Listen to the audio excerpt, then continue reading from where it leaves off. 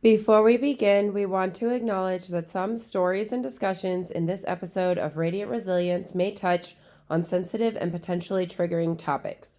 These may include themes of childhood sexual assault, relationship trauma and emotional abuse, infertility and childlessness, body image, health struggles and burnout, grief around identity and societal expectations for women. Our goal is to share real life experiences in a respectful and empathetic manner, offering insights into the complexities of the human spirit and the journey towards resilience. However, we understand that some content might be difficult for listeners. We encourage you to prioritize your well being and discretion when deciding to listen. Please remember this podcast is not a substitute for professional advice or support. If you find yourself needing assistance, we urge you to seek help from qualified professionals or trusted support systems. Your mental and emotional health is important to us. Thank you for your courage and for joining us in a space of understanding and compassion.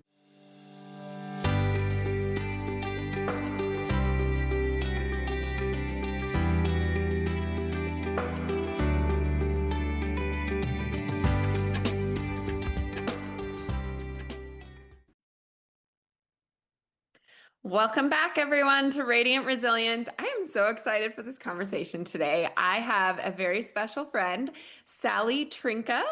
She is a woman strutting through her 40s with her head held higher than ever. Her feet are firmly rooted in self-awareness and a deep love for life, and she remains endlessly curious about the world around her. While her formal education, undergraduate studies in political science and Spanish, that was new. I didn't know that about Hola. her. Followed by a graduate degree in business administration has certainly shaped her. It's been scrappy, hard-earned lessons of life that have brought her to this place of deep gratitude and fierce love for our increasingly complex world, which is so true. Hi, Right. Sally. How are you? Hi, Tawny. I'm awesome. How are you? I'm good. Thank you so much for coming on here. So, for Thank you those for having me. listening, yeah, Sally is actually one of my clients at the salon. And we've just had some really great conversations, really deep conversations in the salon.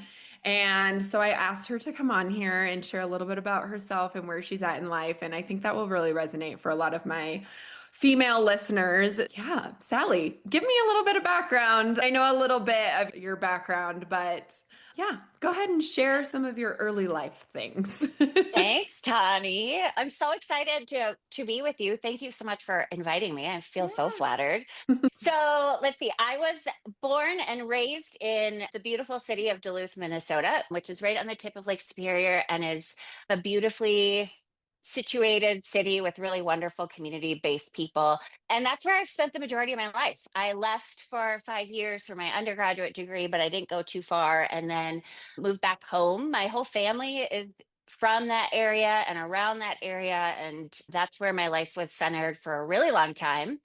And I had the opportunity actually to move out to Denver for a job. Let's see, probably about 11 years ago.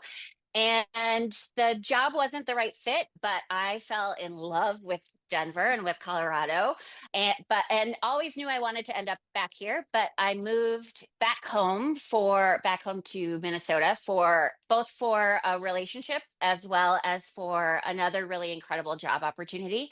Always knowing that I wanted to end up back here. And Yeah. so I found myself a few years ago on the precipice of 40 and recently single after an 11-year relationship that had its challenges, let's Mm. just say. I was in a very long-term relationship with my high school sweetheart who we kept finding our ways back to each other. I know you know a little bit about that. Me and my husband found each other. We broke up for, I don't know, a summer. A second.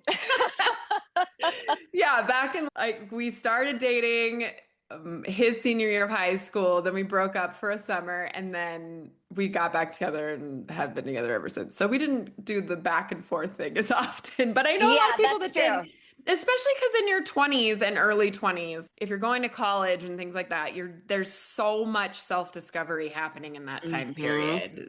Yeah, and I think some people grow together through that journey, which I think is I'm very fortunate that my husband and I did, but like some people grow apart. Yeah, and so we were together in high school and then broke up and dated briefly in college and then broke up. And then after a number of years and relationships on both of our parts, we found our way back to one another. And it's really interesting. So obviously I'm single now and have been for about 2.5 years. And it's interesting because I'm starting my dating journey for arguably like the first time. Mm. I had never been on a date with a stranger until this last February. I'd always known everybody who I dated. And I took 2 years off from dating really intentionally to heal. There was a lot of damage that was done in the years of my relationship, not entirely attributable to the relationship. Life just happened, right? And I knew I needed to do a lot of work on myself. But I also have realized now that I've been out there dating that my whole construct of romantic love is built on this idea that I had when I was 16, because Mm. my ex is somebody who I loved for all that from age 16 until age 40. And so I'm now having to, as great as I feel in myself and in my own skin, I'm having to really figure out like what does romantic love mean to me, because Mm. it can't just be based on, it's all great and sweet and wonderful when you're 16, and but it looks different for every individual. And so that's actually been a really interesting kind of byproduct of dating, is me getting to define what romantic love means to me in a really different way, because obviously what I've done in the past has led me to where I am, and I've walked down those roads and I don't need to visit them again. So I'm trying to write a new script, and it's actually really exciting. Yeah, so I found myself on the cusp of 40, single for the first time in 20 some years, and also realizing that I needed to make all sorts of changes in my life. So in the last 2 years, I moved out to Denver. I ended a 10-year professional role. And through working with an executive coach, she highly encouraged me to take a sabbatical and really figure out and do a lot of work and deep digging into what is it that makes me light up professionally, which has been an incredible experience. And so it's just been a really humbling few months to be single in a new place without your professional identity, which so many of us tie the entirety of our identity to our job title, which I did for a really long time too. And so it's humbling for me to, when I meet people, I really have to stand on who I am. I can't hide Mm. behind titles or relationships. It's This is Sally. And it's a lot, but it's really an exciting time in my life. And I truly have never been happier. So when you went to school for political science and And Spanish, Spanish. that more, I think we put so much pressure on 18-year-olds, 19-year-olds to Yes, agreed. decide what they want to be for the rest of their lives and what they want to do for the rest of their lives. And then a lot of people pick a avenue and then just stay in it whether they like it or not because they did the schooling and all that stuff and that's all they know. And it's scary to do a whole turnaround Different for thing. Yeah. that. So do you feel like that was where you were with that at that age and or do you have a passion for political science and all that stuff that you were doing before? Great question. So it's a little bit of all of the above. I had the opportunity to go to a language magnet school when I was in elementary school, and we learned a couple of different languages, and Spanish was one of them. And I am not one to be a 5-year planner, but I marched home from school in third grade and told my mom declaratively, I am going to get a degree in Spanish. And honestly, making that declaration got me through the last year of my curriculum, I swear. But I experienced just how eye-opening the world can be if you speak another Mm. language. And so for me, the desire to learn and master another language was more about seeking connection with other people than it was about the hard skills of it. But when I was in undergrad, I wanted to go to law school and work Oh. for like an immigrant law center or something along those lines. Yeah. And then there was also another part of me. I grew up in a family and in a church community that was really rooted in service. And I always wanted to serve in public office. Okay. So the political science degree gave me the formal education to prepare myself for law school. I obviously didn't end up going to law school, which was a really good decision, hard decision, but a good decision on my part. But I did end up going on to serve in public office. I was on the school board for 4 years in Duluth, which was an incredible experience. And I'm really glad that I did it. It reshaped some of my future goals. It's but in a way that I couldn't have given me a sense of reality that I wouldn't have had if I hadn't done that. And sticking to what I really wanted to show up for my community in a different way. And so that gave me the opportunity to do that too. So now you're trying to we spend so much time working in our lives. Working Yes, tons. at Yes. work, doing whatever we're doing. And if you are hating your job or it's not something that's lighting you up and bringing you joy, and I think that happens to a lot of people. A lot of people get stuck Tons. in jobs like that. So I know you're still discovering all of this, but where are you Yeah. at with that right now? What are you learning about yourself with that Sure. professionally? Yeah. So my last job, I was the executive director of a not-for-profit that supported federally qualified health centers, which provide healthcare to the uninsured and the underinsured marginalized populations.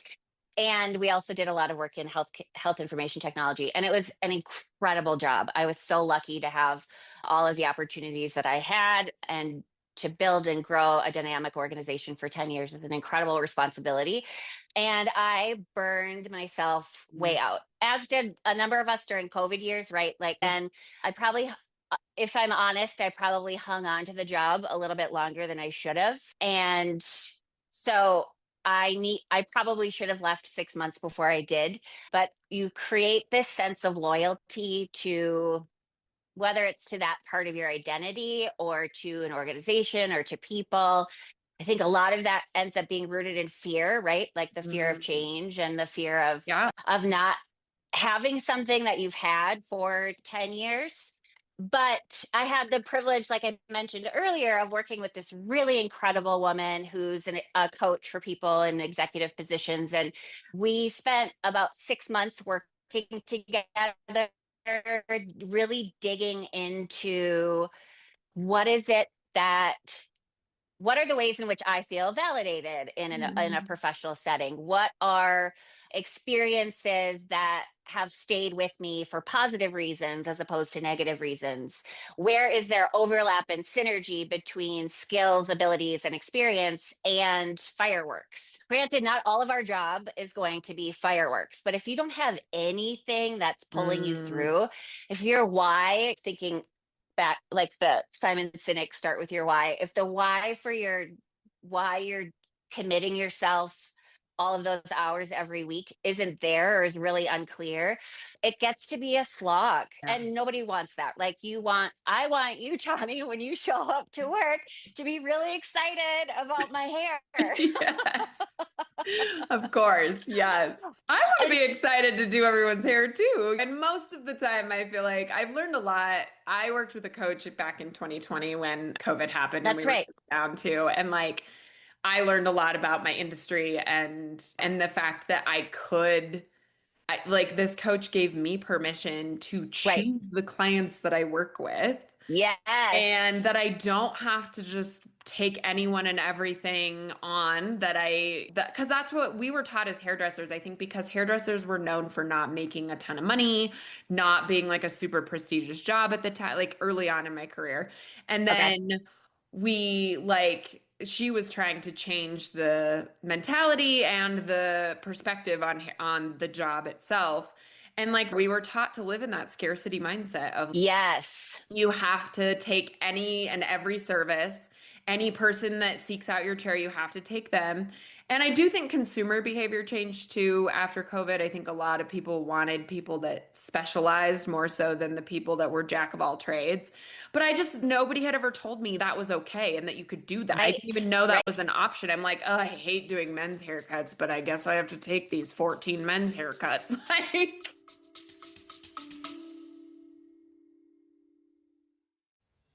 Hi, friend, and welcome to this episode of Radiant Resilience. We are always looking for new guests on the podcast. I want to highlight you if you have a story of resilience that inspires others. Everyone has a story, and I believe that sharing yours can help others feel less alone. Are you ready to share your journey and inspire others? I want to hear from you. Every story has the power to impact lives and foster a supportive community.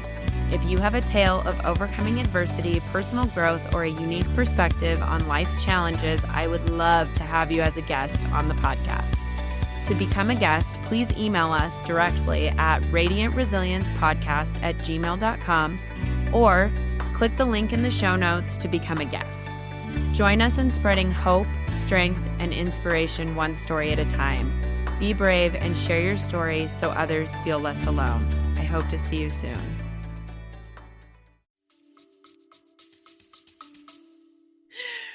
because otherwise I'm not going to make any money. No, you're absolutely right. And you hit the nail on the head with the scarcity mindset piece. And for good reason, a lot of us operate out of that space. And I really think that a lot of that has been probably the flipping the scarcity mindset to the abundance mindset has been the I theme love that for term.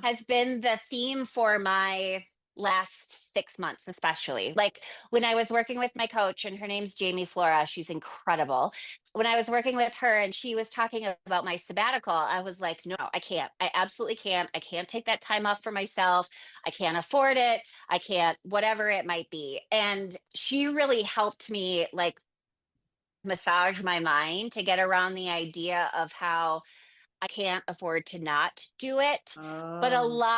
a lot, and she was absolutely right. I was fried to a place that I was like, everything was setting me off. Everything felt overwhelming.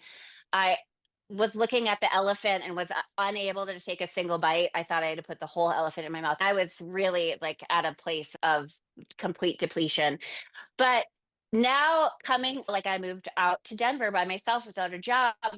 And literally every morning when I wake up, Tawny, I open my eyes and I get to see the sunrise over Denver, which is so Mm. cool. And I remind myself, Sally, you chose this. This is Mm. your life. And it feels the same way as I'm starting to prepare to go back into the workspace. And I'm going to spend a couple of years doing independent consulting work. I've done it before, and I'm really excited about doing it again, just based on the last 10 years of really hard earned experience that I have, but also coming back into the workspace refreshed the way that I am and Mm. energized, And exciting. excited, and Yeah. getting to choose like you said, then getting to choose the projects that I work on. And then similar to me reminding myself every morning when I wake up in the morning, Sally, you chose, this is Mm. your life of abundance. The same is applying into the workspace. Sally, you chose this. You weren't just given, you don't take everything that's presented to you. Everything that we do every single day is a choice. And Mm. I forget that, right? Like I had an experience probably about 6 months ago where I was traveling and I was staying with a friend who was exhibiting some unhealthy behaviors, and I was really having a hard time. And I was talking to another friend of mine and he said, Sally, you have choices. Every single thing that you do is a choice. If you choose to stay in this environment, that's your choice. If you choose to Mm. leave, that's your choice. We might be presented with choices that we don't like, but everything that we do is a choice. And so flipping that script so it doesn't feel like life is happening to us, we're choosing what we're doing. Taking control. And accountability then too. It requires you to Mm. take accountability for those choices, which isn't easy, but Yeah. certainly is more empowering. I have a really hard time because I'm a heavy people pleaser. I don't my Yes, you are. My business coach right now would say I should be saying I am a recovering people pleaser, but I'm not sure how well that's going. So, We don't know what step you're on yet. yeah, no idea. And so I have a really hard time. And this goes for big decisions and stupid little decisions, like Yeah. going out to dinner somewhere. Also, like choosing Hmm. a restaurant. Okay, that's stupid. I should be able to do that pretty easily. But if what I have learned about myself is that if my choice affects someone else in any capacity, I question it like crazy. And Yeah. like I said, even just like my husband and I going to dinner, if I pick a bad restaurant, that affects It's him. your fault. And it's my fault. And it's so stupid, but like I've learned that like when I am by myself, like if he's working and I'm by myself, I can make decisions all day long. It's like the best thing ever. But anytime it is affecting someone else, I have a really hard time with it. Leaving my old salon Mm, was also part of that was really, really right? hard too, because I knew that was going to affect the owner of my salon and that was hurting my heart and soul because I don't want to hurt anybody. I don't want to make decisions that affect other people. But that's been a hard lesson for me to learn to choose myself Yes. and my peace and happiness and not sacrifice my peace for someone else on the Mhm. bigger decisions. Like I said, dinner is not that big of a deal. But you having all of those like micro conversations within yourself about how choosing a restaurant for dinner is going to impact other people, that's draining and depleting your energy, Tawny. And No. it seems like I know I'm exhausted all the time. I think It's I'm really, getting like the awareness of it is I'm working on it. I'm trying to be better about saying what I want, but then I feel like in those moments it's like my brain shuts down and I don't even know what I want. So, that makes sense to me. I think that I was actually thinking about that leading up to our time together this morning, that as women, that's what we're taught. Like we're taught and cultured that we should show up for ourselves last. And that is the complete opposite often. I'm not I'm speaking in broad generalizations. I'm not targeting, but that's the opposite of the way that boys and men are raised, is that yeah. their decision ultimately matters. But I think about like when I don't show up for myself, you can't show up fully for the people around you either. And not everybody is deserving of you, Mm. Tani. Yeah. That's a lesson that I'm really struggling with to learn right now. I talked to my mom about that. I called her last week in crisis because I was chatting with this new guy on a dating app and he was really nice and really kind and he was probably like trauma dumping, which is a whole nother thing. And I called my mom and I was like, I don't know what to do. I don't feel a connection. I don't really like him, but he seems like he's really connected to me. And she's, Sally, if you can't show up for yourself when you're Mhm. interacting with a perfect stranger, how are you going to show up for yourself when you're interacting with somebody who you love and you're connected to? And so that to me was really powerful. And it also helps me, Tani, to know when I show up for myself. So when you make a decision for dinner based off of what it is that you want to eat, not just what your sweet husband wants to eat. Note to yourself, I showed up for myself in this way. It's Mm. little, but for me, it makes a really big difference because that's one way that I receive love for myself is noting when I show up. But being a people pleaser is, I have a feeling that we're all constantly going to be in recovery for that. I think it's something that we're going to have to remind ourselves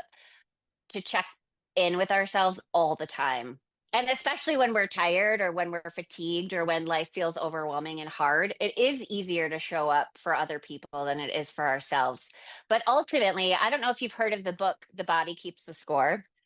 So I have tried to read that so many times. It's actually still on my like Goodreads as I'm still trying to read it. And it's just so heavy. I Mhm. love the concept and I really do like it, but it's a heavy read. I did have It really somebody is. tell me they listened to it and that was better. So I may try to do the audiobook instead and I might get through it There you better. go, when you're walking to work. And I think even like boiling it down to its simplest point, like my body tells me when I'm doing something that is counter to what my soul wants. But we Mhm. often don't listen. We don't listen to ourselves. Yeah. And so if there are ways that you can clue in on, because often, regardless of what stage we're in as women, we have to be really in tune to our bodies. Like we know, we can tell when we're going to get our period. We can tell often when we're ovulating. We can tell for those of us I'm in perimenopause, which is really sexy.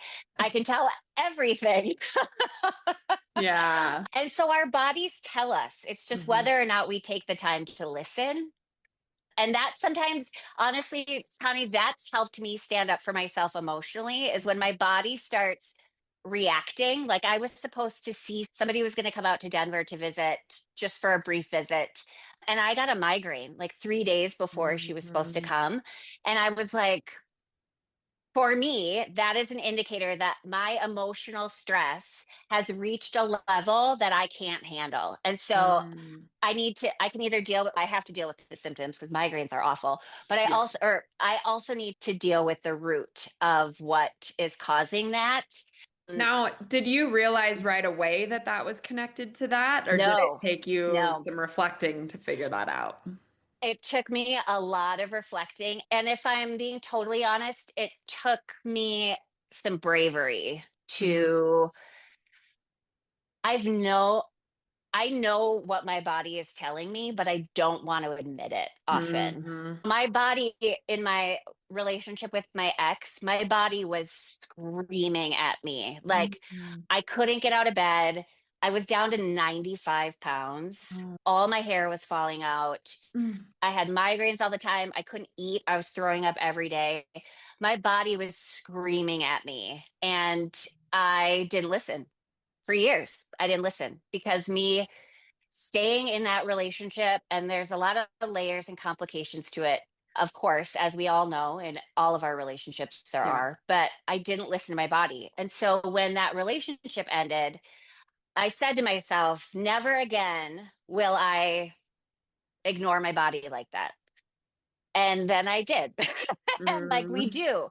But it is like I have to be really loving and patient with myself to know that it's taken me 42 years to get to where I am. And as much as from a pop psychology standpoint, we watch like an Instagram reel and we feel like, okay, I'm super self-empowered now. I'm never going to do that again. It takes us a long time to change our behaviors and for our neural pathways to rewire themselves and for us to make different decisions. I hate that though. Because like I wish I do too. I wish I had the knowledge that I have now in my 20s. I really do. Me Like too. because mostly because I know that I could keep growing even more, but the fact that I learned it a decade later, like I'm like, ah, but I don't have as much time with this knowledge as as I want. And I want to keep becoming a better person and learning more about myself, but it's life's so short. And I think a lot of people don't figure that stuff out until at least their 40s, if not later. Right. And at least they finally figure it out, first of all. And second of all, I think that as we get older, the knowledge that we have, even though we might not have as many years left on earth, we're spending our time doing things that are more meaningful. So the knowledge application is multiplied because of that. Think Yeah. about our 20s, like we're running around with a bunch of people but we're not really sure. We're out at clubs, we're trying on different jobs, we're doing all sorts of things that are all over the place. So even if we had that knowledge, like where it's going to be applied really dispersed out into the atmosphere. Whereas now our lives tend to be a lot more focused.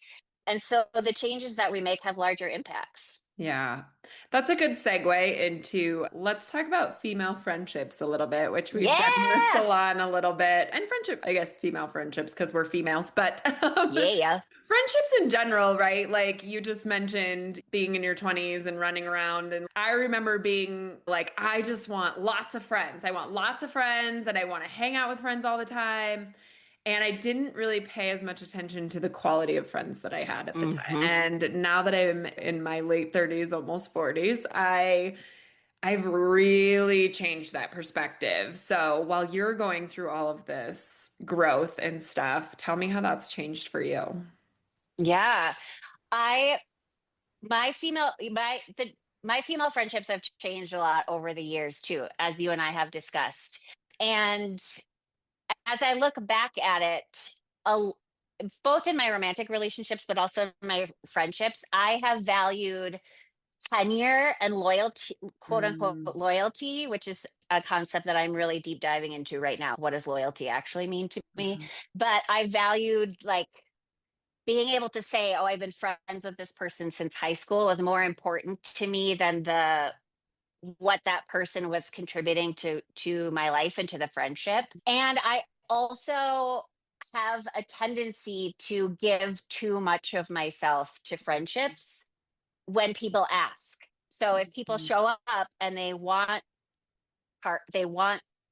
time, energy, love, adoration, affection, I give it to them, not realizing what that's taking away from mhm, other people in my life. And probably about 15 years ago or so, I started really examining the role of my friends in my life. Like mhm, my female friendships, when I was in high school, I was friends with everyone, and I had a lot of guy friends in high school and in college and shortly after college. And some of that has changed. And in my late 20s, I started to really I connected up with this incredible group of women who really showed me how dynamic female friendships can be in the most positive ways. Like women who show up for you, even if they don't agree with you all the time, mhm, women who show up for you in ways that are meaningful for you, not just the ways that they like to give love, but in the ways that actually resonate with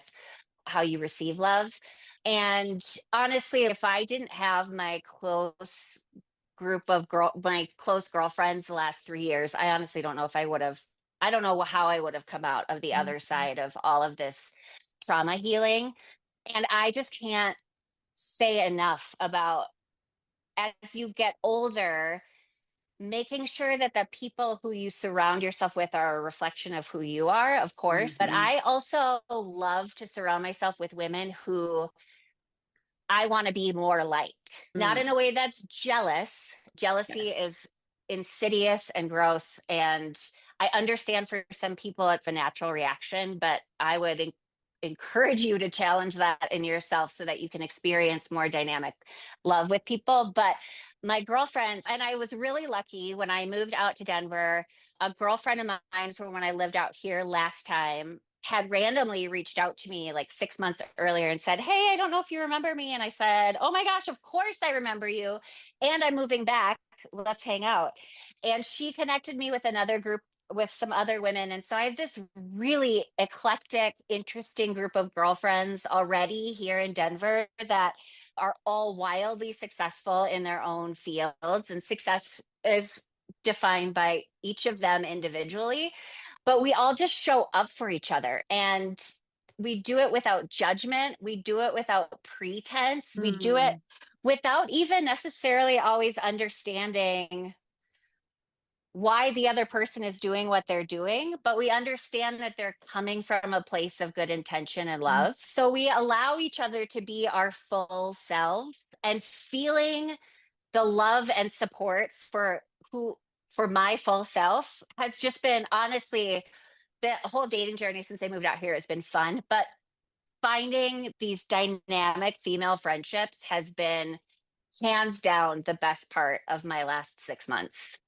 it's so Plus, I got to meet you, and we yes. met through a mutual, incredibly wonderful friend. Amazing person for sure. One of Yeah, my favorites. I mean it's the competition thing and the jealousy thing is super interesting because I think that women in general, we are always in competition with each other for some reason. We're taught to do that. We're socialized to do that. Yeah. And Right. like why, I don't know, but I don't know. The whole like women supporting women is so huge right now. I actually, this is interesting. So a long time ago, I had heard that male hairdressers, gay or straight, doesn't matter, make more money than female hairdressers because, or they can make more money because women clients are more likely to listen to a man tell them like, oh, that looks terrible, you need to do this and blah blah blah blah blah, and versus hearing that from another woman, which I think is plays into this whole thing, right? The Because then it's like, patriarchy extends that far? That's bullshit. I know, isn't that interesting though? I heard that, and I heard that a long time ago. It could be different now, but yeah, there's something there about like we will take criticism from men a lot better than we will take criticism from women, even if it's constructive. I think some of that goes back to, though, the way that we're socialized is to, okay, the way that I was socialized, let me just say that's a little bit safer, was to seek the adoration and attention of men. And so whether my hairdresser is a gay man or a straight man, he has the male perspective, and we're seeking approval from men, which I think is interesting because I don't know. I think that maybe I'm an outlier liar on this, but like when I get a compliment from a woman, like in the bathroom at a restaurant, that means way more to me than getting like catcalled walking by some guy at the bar. Like, Yeah. when I get dressed up for the appreciation of my girlfriends, not for Yeah. male attention. But I understand that like I might not be the norm on that front, but it is. I actually really, that's fascinating, Tawny, and it's Yeah. frightening. Like I said, I heard that a long time ago. I don't know if that's changed, but it is interesting to think about because I think that also goes hand in hand with the competition side of us always Yes, being in competition with each other too. Because it's, "Ugh, that bitch told me that didn't look good and she doesn't know what she's talking about." Or, right. and it is, I don't know. I don't know why they've pit us against each other, but And some of it is also then why do we continue to allow it, right? And I social think media doesn't help either, right? Because you see people living these lives that extravagant, beautiful aren't lives. probably that accurate and they've got their own issues too, but they make it look like it's this beautiful, wonderful, full life. And for some people, I'm sure it is, but I think a lot of the times that's just for show on social media. And so that doesn't help because then we look at that and I think it's easy to compare ourselves to everybody on social media too. And that's another thing. Comparison is I guess that's the same as competition basically, but comparing your Kind life of. to someone else's. And I just part of why I started this whole podcast is to just prove that like everyone has their shit and no Mhm. one gets out of this life No, without unscathed. anything. Yeah. Yeah. No, life is hard. Life is really hard. Yeah, and I made the decision, I don't know, like in my late 20s to stop using Facebook. I had to use it for my Oh, campaign, but I yeah. stopped using it and I'm on Instagram, but I genuinely check it maybe 4 times a year because I recognized a number of years ago, like as soon as I start scrolling more than 30 seconds, my mental health goes down immediately. It's Mm. like a proportionate response. And so it means that I have no idea what people are talking about at dinner parties because I'm like so unhip to the zeitgeist, but it makes me happier. Do And you find that with that though, you have to put a little bit more effort into some of your friendships and stuff like that? yes, Because I yes. will say I have one very good friend that I adore, but she lives in Arizona, so she's not Hmm. here. And I have to put a lot more effort into that friendship because she's not seeing my posts and stuff on social media. And it feels a little bit weird. A lot of times it's me reaching out and being like, hey, how are you doing? What's new? But I have to, instead of just being like, oh, yeah, I'm good, in order for us to keep that connection, to be like, oh, this is what's actually going on with me, and Yes, this and that, and we're yes. traveling here and we're going there, because I have to think of the fact that she is Not seeing seeing. any of those posts on social media. I do. I give my friends a lot of credit for that too. That when I made the decision to stop using Facebook, like I remember a couple of my friends having the discussion with, this is going to mean that we're, and my friend, actually one of my girlfriends called me out on it. She's, Sally, this is going to mean you have to be more proactive about telling me what's Yeah. actually going on in your life, which is not something that I am really great about. Oh. I'm working on trying to be a lot more open, but I've been a closed book person for the lion's share of my life, which was like a trauma response. It was just Yeah. learned behavior. But I remember, like, I've had some of my best friends have said, Sally, I know you, I know your heart, and I love you, but I don't know anything about you. And Mhm. that was a wake up call to me that I can choose to continue to live that life if I want to, but if I really want these enriching experiences where people love the whole of me, then I have to show up for them in a different way. So going back to social media, like I had to change the way that I was interacting with friends, and my friends. I have the greatest friends in the world. I'm so blessed, and they're remarkably patient with me. Yeah, the relationship is different. It means Yeah. like it picking up the phone a little bit more often, which is old school, or just being, to your point, adding more context to text messages or Yeah. something, so that you do have to be a lot more intentional. Yeah, I've always been a very open book. I'm one of those people. I'll spew my guts to everybody practically. So like I'm just an open book. If I bottle it up inside, it eats me alive. So like Same. I've always been that person. And I actually realized with sometime within the last probably 10 years, 5 to 10 years, that I very much value that in other people. Like I have had friends Mm, in the past who have not been as open about their feelings about things or things they're going through. I actually had a mhm. friend a long time ago who I knew her marriage was falling apart before she even told me because she was not open with me. I knew through other avenues. And I had a hard time keeping that friendship up because I was like, if you're not going to be real with me, I don't know. That's how I connect with people is Yeah, the realness and the rawness. And like I said, I know that everybody has their shit. And so like hiding all that and not being open and talking to me about your feelings, I don't know how to connect with somebody like that. So it would yeah. be really like I just don't have those friends as much. And so yeah, having to put that effort forth is I don't know. That's a That's where I find the deeper connections. Yeah, no, I can completely understand that, Tawny. And that's a really interesting perspective. I'm glad that you stepped that out because I really get that. So mine, when I was a little girl, I was the victim of child sexual assault. Oh, And the first people that I told about it didn't believe me. And ah, so that's why I stopped talking, because I didn't want to. You don't want to not be believed. That's incredibly traumatic and has had really long-standing, long-term implications to this day. But also the look that you got on people's mm, faces. I did not feel loved or accepted or taken care of. I felt othered and ostracized, want to feel like as a child who's just experienced abuse. And so that's where it comes from. So for me, it was a protective mechanism. yeah. And I didn't fully understand it probably until my mid 20s. And Mm, then once I understood it, it had served me up until that point and continued to serve me, or yeah. so I thought. So I kept doing that. But what I realized coming out of my last relationship, was part of the leverage he was able to use, but also part of why I stayed so long was because I stayed silent.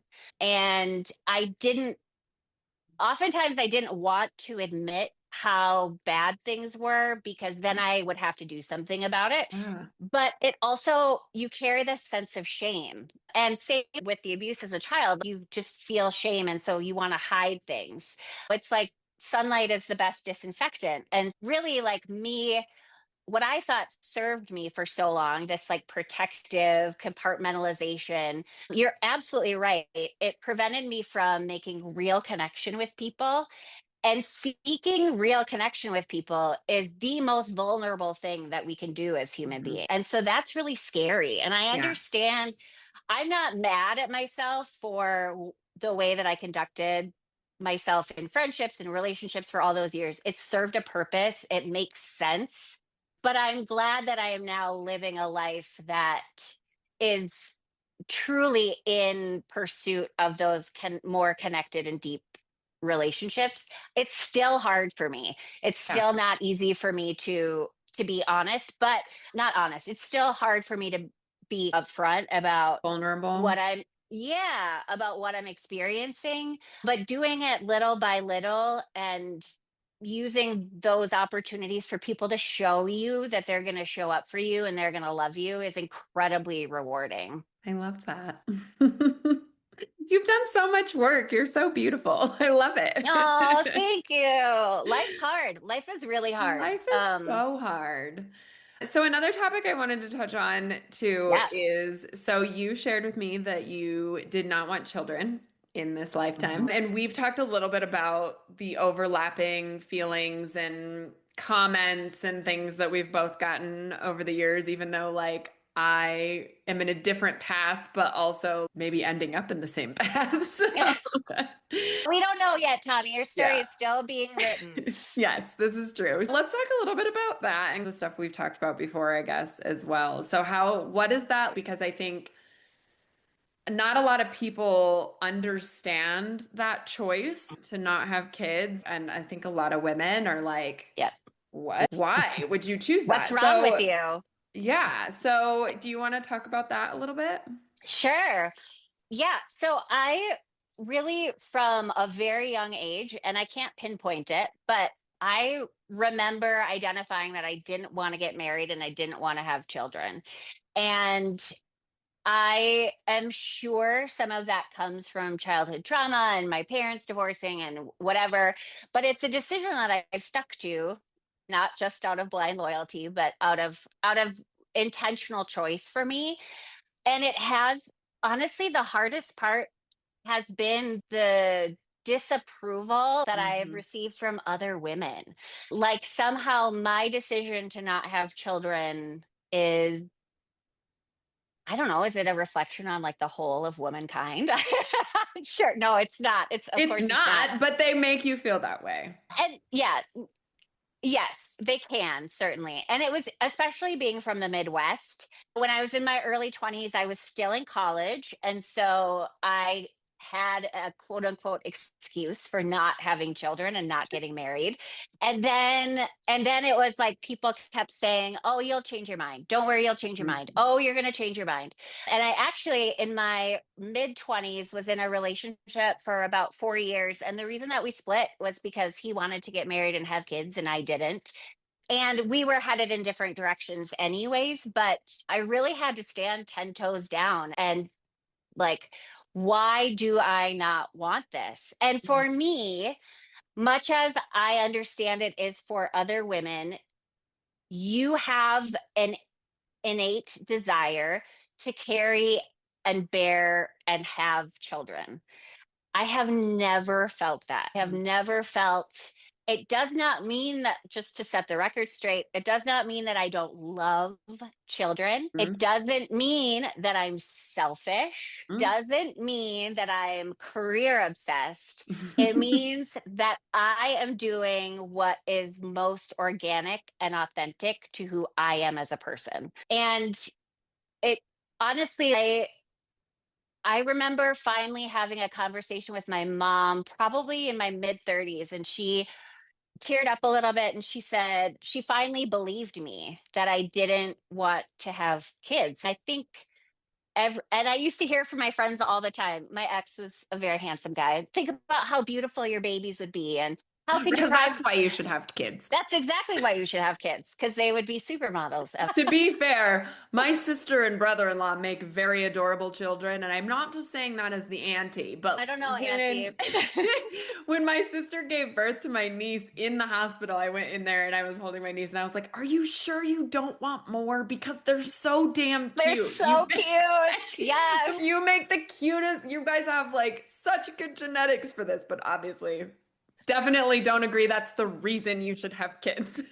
No, you should have kids because you want to have. If you're in a position to do that and you want to give love, again, it's not that I don't want to give love. And I've had the opportunity to, I've been an aunt since I was 7. And I was a stepmom for 10 plus years. And that was I would not change any of that. I love that child more than I love myself. But I just never wanted to have kids. And it was really the judgment that I'm really grateful that I have other girlfriends who had the same outlook as I did. Okay. Because otherwise I have two in those days. So that was like in my mid 20s, but then even and in my 30s, like I was a covert rebel because I was in a long-term relationship and we were raising a child. And so people didn't didn't question me anymore, Ah. which is bullshit. Like, nobody should have questioned me to begin with. Like, it's Yes. my life, it's my choice. And the way that people react to my decisions is it's about them.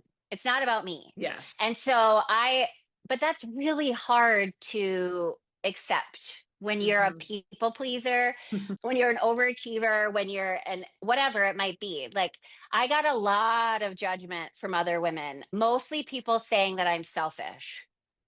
And Just which is wild to wild. me. But also, Yeah. so what? If you choose, yeah, when you don't have kids, there are a lot of freedoms you have that people with kids do not, but that doesn't make you selfish. Like, Oh, what? yeah, that boggles my mind, that one. It's really wild. And I think ultimately, like, we we live in a time where there's so much choice, and oh, thank God. I really pray to God that choice continues to be. Yes, same.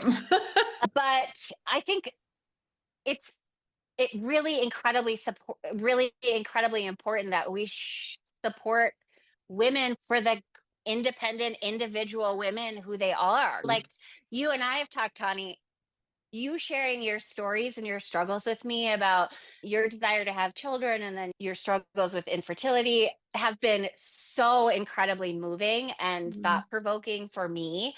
And I think it's just as important as that we support women who don't want to have children. Mhm. And part of that is, and you and I have talked about this, like, what does life and legacy look like when you don't have children? And that's different. And it's Yeah. hard. I don't have the answer to it.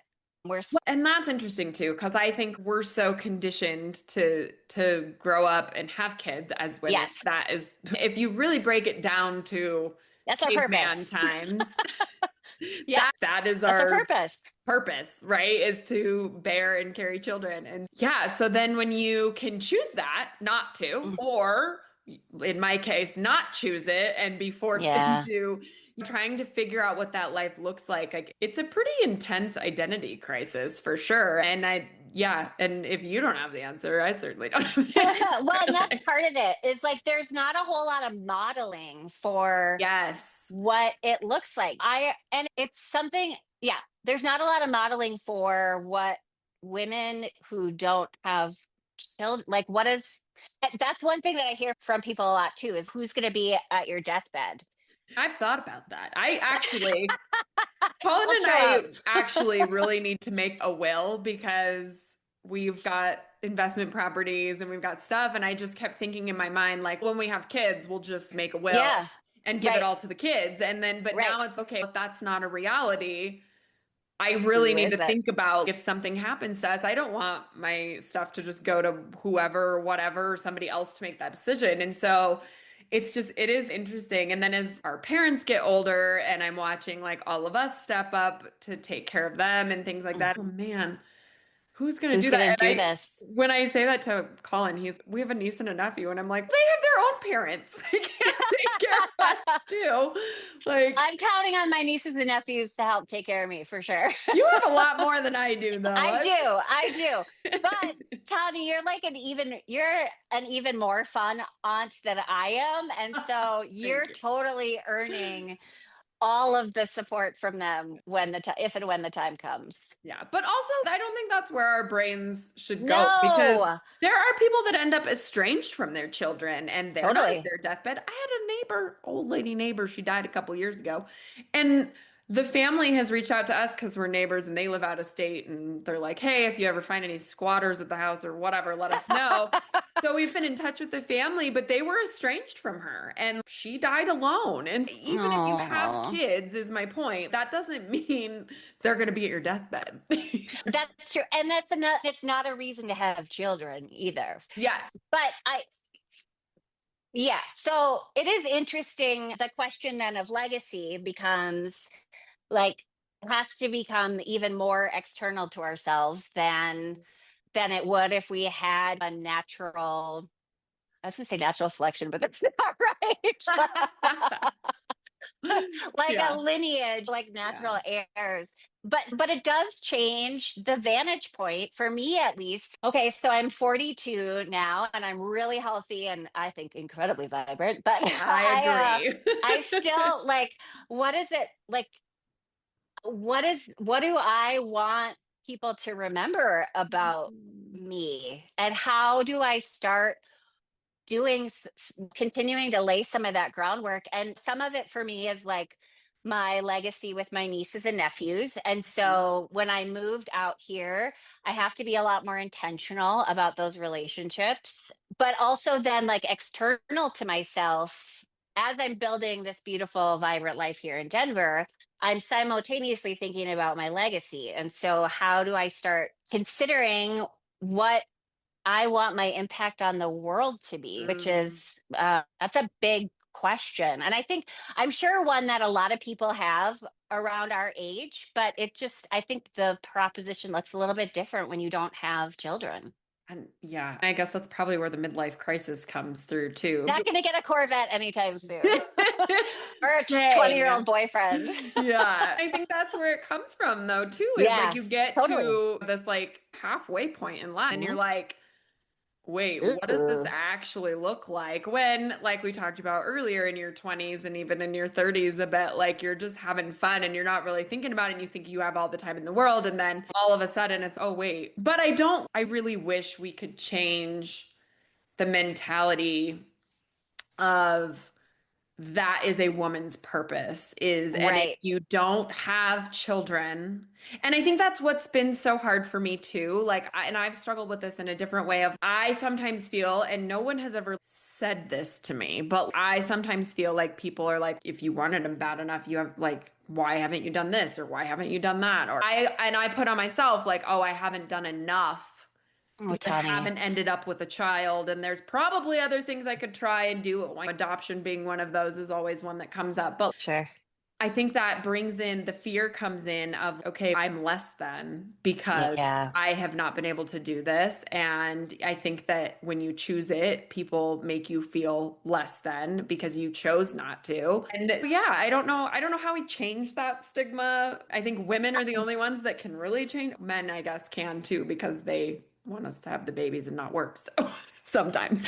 Oh, sometimes. Yeah, yeah, yeah. I think part of it is really like supporting the women in our lives for who they are, Yeah. not for who we want them to be. I didn't understand. One of my best friends had her first kid when we were like 23, and Wow. I didn't get it. I was like, what in the heck is going on? Yes, of course, I'm happy like to help babysit and whatever, but I didn't understand it. But it didn't mean I didn't show up for baby showers. It didn't mean I didn't go to the hospital. It didn't mean I loved her for who she was and for what she wanted and where she was in her life, not because of how it reflected on me, but because of who she was. And so Mhm.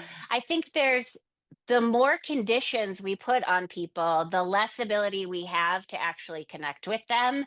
And the same goes for just because women make different decisions than what you or I would make doesn't mean they're any less worthy of love and respect. It just means Mhm. they've walked a different road that has led them to where they are. Yeah. And we all have different choices and paths in all For different sure. walks of life. So, For sure. yeah. And so that goes back to what you said earlier, like supporting each other, even regardless of if we agree or don't agree, like still loving and supporting each other. I'm not saying like support people, your friends who are like out robbing banks and Well, things like yeah. that. Like Yeah. it's But not like you blanket. said, your friend having Right. kids and you not having kids is the perfect example of if you have a mutual respect for that decision and you Mhm. can still show up and support each other in that, then I think that then the friendship can sustain that. For sure. Another thing I ran into, and I don't know if you've run into this as well, is some of my friends that had kids, because most of my friends have kids. I have very few Yeah. that don't. Some of them lost themselves so much in motherhood. I no longer had anything to like contribute. Connect. Like we couldn't, yeah, I couldn't relate to what they were going through and what they were doing. And I found that the women who were able to separate themselves a little bit from motherhood, which unfortunately I think is a little bit of a frowned upon thing too, which shouldn't be It because is. women should keep their as much Identity. as they can. those are the ones that I've been able to connect with on a deeper level and not the ones that have thrown themselves completely into motherhood because that's just ends up being all they want to talk about. And I can't contribute to that. Relate. And I think it's interesting to also, and some of this comes with just experience of living longer, is that those friendships that maybe have waned because the person is like really caught up in whatever is in front of her, it doesn't mean that door is shut forever on that friendship. It That's just means true. that's the phase of life where she is.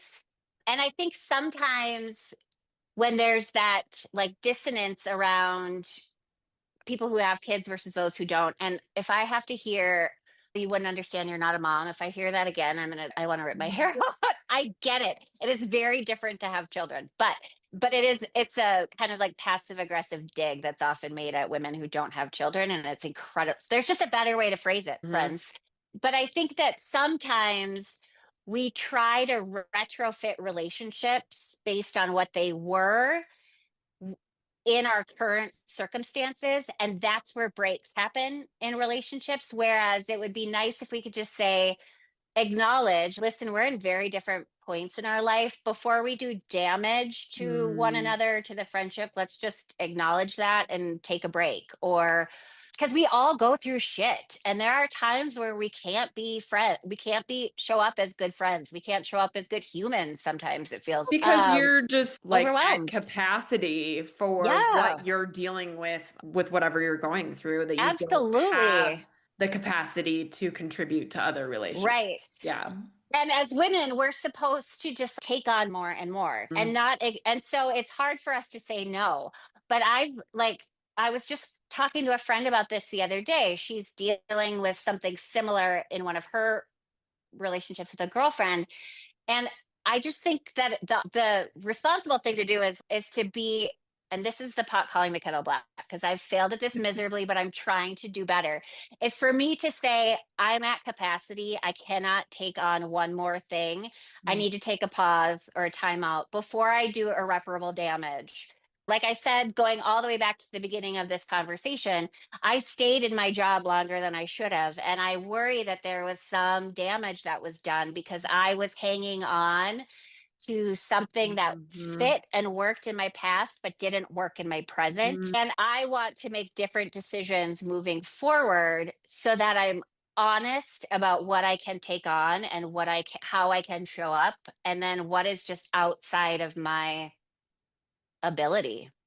Which is so hard because then for me, that comes down to the people pleaser thing. People pleasing, Like, yes. to say that to someone and if they haven't done the work on themselves and they don't understand that, they're not going to be receptive to that and they're going to be upset and hurt. And I know you shouldn't care, but It's hard. It's impossible not to care. it is. It's absolutely impossible not to care. And my mother is a retired therapist, and we could do a whole episode on that. But ever since we were young, she would say to us, what other people think about you is none of your business, which is very true. Also incredibly not helpful to tell a 5-year-old, for God's sakes, like what in the world. But honestly, it's something that I'm trying to embrace now. I went on this date on Sunday. We went for a nice little walk around the Botanic Gardens, and he sent me a text message the next day and he said, you were interrupting me, which is a clear sign that you're hostile towards men. Yeah. So what he thinks about me is none of my business. It's a reflection on him. So going back to the people pleasing thing, like regardless of if other people in your life if they haven't done the work, they can't absorb it. You can take a deep breath knowing that you are living and conducting yourself according to your standards, which is how you show up for yourself too. Yeah. Ugh. Loving yourself is hard. Oh my gosh, it's the hardest. It's the hardest. And yet it's like, it's the most transformative relationship you can have. And I think going back to the selfish thing too, like, I think because when women have children, they are expected to pour their whole life and soul into the children, and you Of are course. considered selfish in our society if you don't, or you choose yourself sometime. And obviously, my friends who do choose themselves are great mothers. Right. And sometimes maybe even better mothers because Better they're mothers because both. they're showing up for themselves. They're loving Yeah. themselves. Yeah. Yeah. And so, but I think that's part of our conditioning too, right? Is like we're conditioned as Totally. women to be moms, to have children, and God forbid you be selfish and choose yourself. And it is so hard to do that, even taking kids out of the situation too. Yes. We're Right. just not conditioned and taught in our society to be that way. And I hope that the Right. younger generations are being taught that a little bit more, but I don't know. I think there's a little bit more of that, at least from what I'm hearing and seeing. But yeah, that you bring up a really interesting point, Tawny, that even though I didn't have children, I still wasn't choosing myself. I was Mhm. choosing work, I was choosing my Yeah. romantic partner, I was choosing my family, I was choosing all sorts of other people, not myself. And I think going back to the conditioning piece, like there's nothing selfish oftentimes about what women are doing. Yeah. There's just different choices that are being made. Yeah. Yeah. But in reality, if a man chooses his career over having children, nobody They will all, question it. most of them do because they get to continue their career and grow in their career without, a lot of them don't take time off work. And so they get to have their cake and eat it too. Yeah. And a lot, Not to vilify men. And that's no, changing a lot too. it But, is. You see a lot more like stay-at-home dads now too. and paternity And leave, yeah, and I think that's amazing. Like right? and sometimes frowned upon for them too. They get a lot of Black. difficult, what am I trying to say? They get judged and stuff too Their in ways, masculinity gets questioned Yes. somehow if they're not out. Yeah, which honestly, the most selfless thing you can do is raise children. And so regardless of who's doing it, But just we're because you we're choose grateful. not to do that or that's not the path you want to take does not mean you're selfish or selfish. Selfish. No, and it also Selfish. doesn't. I'm going to combine the two. Selfish. There you go. It also, I just also want to put out there, it doesn't mean that we hate children. Yes. Is It's that something like, you've gotten a lot? yes, a ton. Like somehow when I told people I didn't want to have kids, it's you might as well put the witch's hat and like the nose with the mole on it. And I'm like in there baking babies or something. People thought that I hated children and that I was really selfish. And why do we jump to those extremes? I love kids. And like I said earlier, being an aunt and being able to be the fun friend for my friends' kids is like the greatest thing. I But love no, my it, niece and nephew. It's so much right? fun to be an auntie. So, I totally agree. and Totally I will agree. say, as I'm coming to terms with and accepting childless life, that's one thing that I'm like, it is fun to send them home. And to get a full 8 hours of sleep in your own bed without little legs and boogers everywhere. And yeah, I mean, I adore them. And I know if I had my own kids, I would adore them too. But yeah, I think that's how I'm working on my healing is just trying to yeah, I have to find the little gold nuggets in all of this because otherwise, if I sit here and berate myself for not having children, I'll never heal from this. So, you'll never heal and you'll never move forward really anywhere because this is so foundational to who you are, Tawny. yeah. And Well, thank you for sharing that perspective though on the childless by choice. childless by choice. I like that. Yeah, that's what I'm in the childless not by choice community. There's the childless by choice and like Right. There's I don't know. overlaps in the Venn diagram. I also want to say, and I'm going to speak for myself and not for the entire infertility community, because I think that women who chose not to have children also have a really hard time with handling maybe conversations and stuff with those of us who wanted it and didn't get it. I think that there's sometimes I've experienced with some friends and stuff that there's some guilt there and whatever. And I Mm, just want to say from my perspective that I do not hold that against anybody. And I mm. hope that most people in the infertility world also feel that way that I don't know. It never bothered me the people that chose not to have kids. I was never like, why the heck not? Like I'm over here trying so hard and you could probably have one Right. tomorrow. I've never ever felt that way. And so I don't know if you've ever I don't know how many people you've come across in my position, but No, and I think, and I guess to a certain extent, part what I said earlier, Tani, that I'm so grateful for is how open you've been with me about this because it really has increased my understanding and certainly only my level of empathy. But I certainly understand if there are some feelings of sadness or hostility or like but taking that out on somebody, feeling them and taking it out on somebody are two very different Sure. things. And Sure. I think that there's actually an opportunity for further unity between women who don't have children, regardless of why, for us to be shaping some of the conversations that we're having about what it means to be a woman today. Yes. And it doesn't, moms are great. People who have kids are great, but Yeah. you don't have to go that route. And we're very lucky in the time that we're living in that we can have careers and we can have some independence and we can choose that lifestyle if we want to. We You know, want there to. were Mhm. women, even let's go 50 years back, 60 years back, that couldn't choose that. Nope. So, No, I don't take that for granted at all. That, yes, I certainly have experienced stigma and judgment, and whatever along the way, but the women who went before me paved the ground so that this would be a little bit less uncomfortable to walk. yeah. Yeah. Oh my gosh, we could just keep going for days, I think. So, Yes, I love talking to you, Tawny. same. Okay, so I just have a couple of final questions for you. Okay. So now that you've done all of this amazing healing and you're getting all these new perspectives in your life, what is your definition of success? My definition of success is when I can stand 10 toes down on the decisions that I make, knowing that they're rooted in the authentic version of Sally. And the foundational principle of that has to be love of myself. I don't think that I could honestly have said that I loved myself until maybe 15 months ago. And it has been it's the greatest love of your life. And I know that, whatever. Who is that? Is that Whitney Houston? I'm going to start playing that song for myself. It sounds cheesy. And I really didn't understand it. I knew I didn't love myself, but I didn't know how to get there. And I wish I had the formula for how I did it. It took a lot of pain to get there, but recognizing that I am in charge of my life and taking the bull by the horns for the first time is my definition of success. I love that. And I love that it's not just like money and job related Oh, because God, no.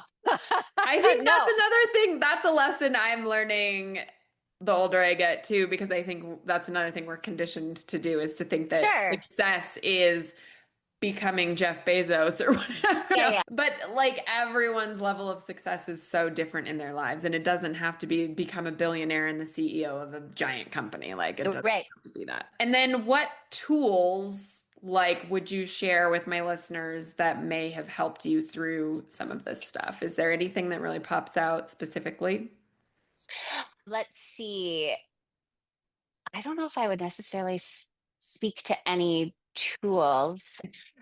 For people who struggle with like codependency, I don't know if you've the language of letting go. I don't know if you've read that, or there's a daily affirmation book that also really helps Tani with people pleasing.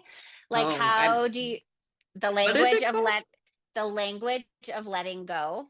I'm gonna add it to my list. I would highly recommend it. There's a daily affirmation that just helps you realize what in your life you have control over and what you do not and need to let go. And so that when I talk about codependency, it's not necessarily on a relationship or on a human, it's on like external versus internal factors. And so I think that one I would highly recommend checking that out. So you're quite the reader I then. am. Yes, I am obnoxiously curious. Like I'm that annoying person in the classroom who's keeping you there until the end of class because I'm raising my hand and asking a lot of questions. And I'm okay with that being me. Yes, I love that. Okay, do you have any final parting words then for my listeners? You've got some good nuggets that you just put in there in my Good. questions, but anything else that you want to throw out there for anyone I don't think listening? so. I just want to thank you, Tani, for those of you listening. When Tani and I were together last week, you expressed to me that you doing your podcast is part of how it's part of how you find happiness. And by you doing things that make you happy, for me, it inspires me to prioritize doing the things that make me happy. So thank you for leading by example. Oh, you're so welcome. I'm glad that I'm doing that. Yay! Oh my gosh, this has been an amazing conversation. And like I said, I feel like we could just keep going for forever, which is why our Agreed. appointments are always so amazing because I know.